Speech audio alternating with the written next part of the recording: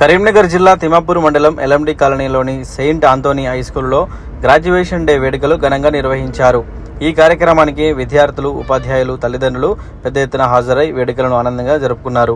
ఈ సందర్భంగా ప్రతిభ కనబరిచిన విద్యార్థులకు మెరిట్ సర్టిఫికెట్లు అందజేసి అభినందించారు.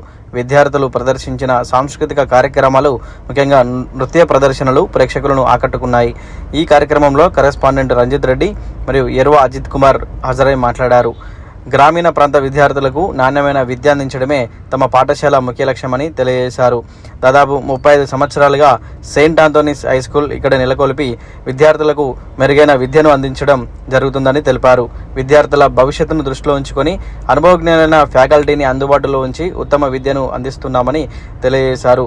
విద్యార్థులు క్రమశిక్షణతో చదువుకొని ఉన్నత స్థానాలు అధిరోహించాలని సూచించారు. ఈ కార్యక్రమం ఆనందోత్సాహాల మధ్య ముగిసింది.